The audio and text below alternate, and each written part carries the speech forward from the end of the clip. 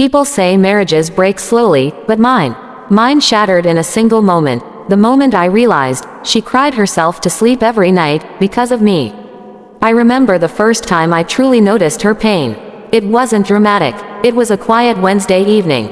She was folding laundry, staring at nothing, lost in a world I had never been part of. I asked casually, "Are you okay?" She smiled, a small, practiced smile, but I saw through it. I had never really seen her, not for years.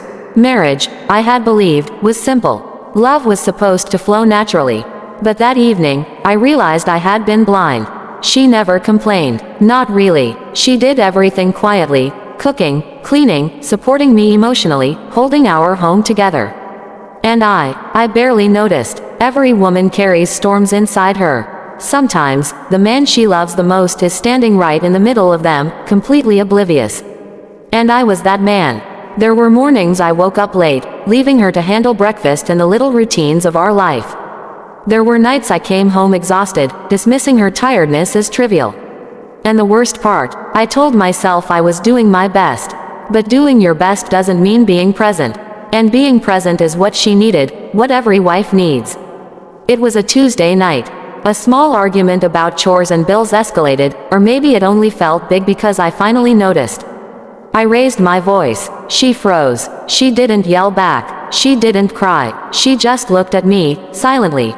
Then she said, "I don't feel like your wife anymore. I feel like a responsibility you carry when you feel like it." The words cut through me. I froze, every syllable heavier than any hammer could be. "I'm tired," she whispered. Not angry, not frustrated, just tired. In that moment, I realized I had failed her, the woman who had given me everything. And for the first time, I felt the weight of every tear she had held back, every sleepless night, every unspoken fear.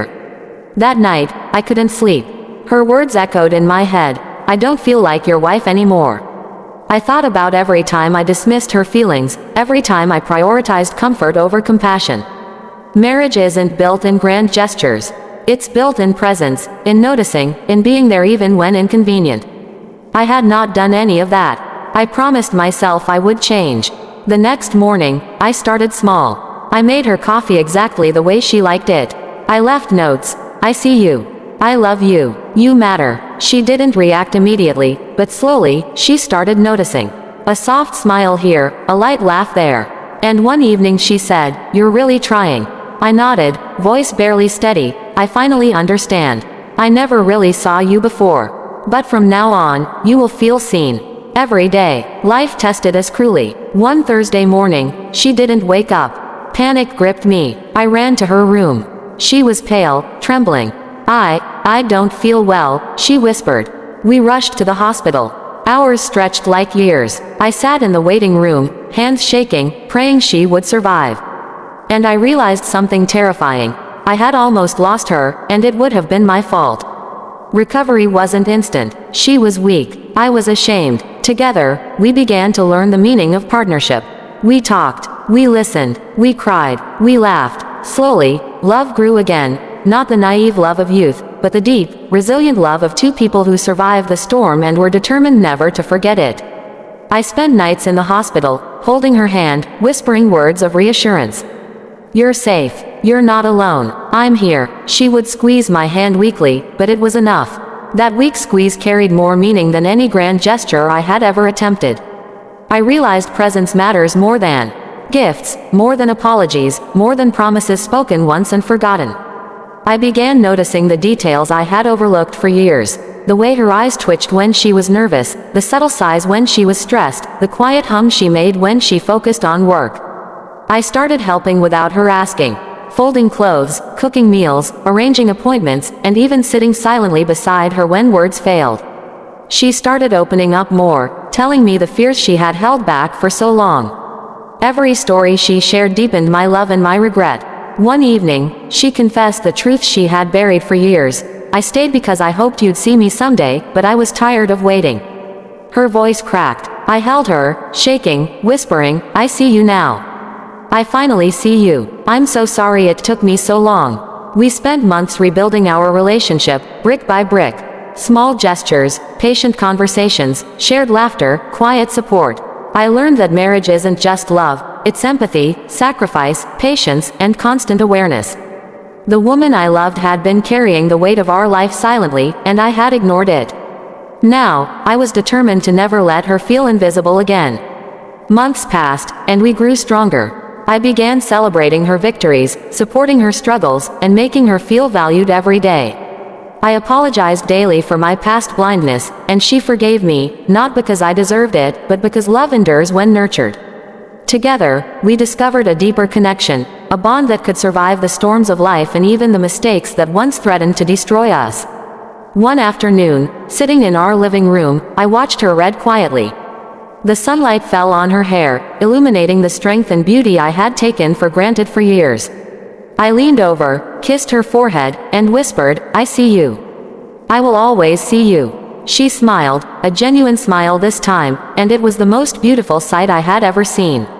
Life, of course, continued with its challenges, work stress, minor health scares, disagreements, but we faced them together.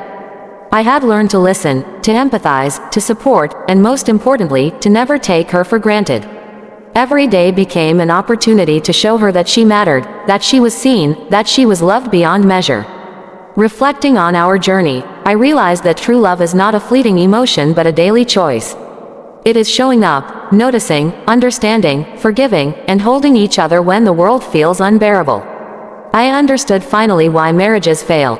Not because love disappears, but because one partner stops seeing the other, stops noticing the small pains, the silent cries, the unspoken needs. To every husband listening, see your wife. Hear her, value her. Don't wait until tragedy strikes to understand her worth. Don't wait for a hospital bed or a tearful confession. Notice the quiet moments, the subtle sighs, the small sacrifices. That is where love lives. That is where marriages are built or broken. And to my wife, thank you for loving me despite my blindness. Thank you for staying, for trusting, for forgiving. I am yours, forever. I promise to never let you feel invisible again. I promise to see you, every day, in every small way. I promise to carry your pain as my own and to cherish every moment we have together. Now, as I watch her sleep peacefully beside me, I understand the gravity of our journey. The near loss, the heartbreak, the silent tears, the arguments, the hospital nights, the forgiveness, and the love that endures through it all, these moments have shaped me. They have made me a better husband, a better man, and a better partner. We survived the storm. We rebuilt the love that almost slipped away. And today, I choose her again.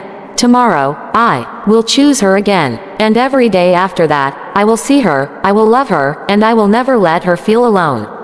Marriage is not perfect. Life is not perfect. But love, true love, endures.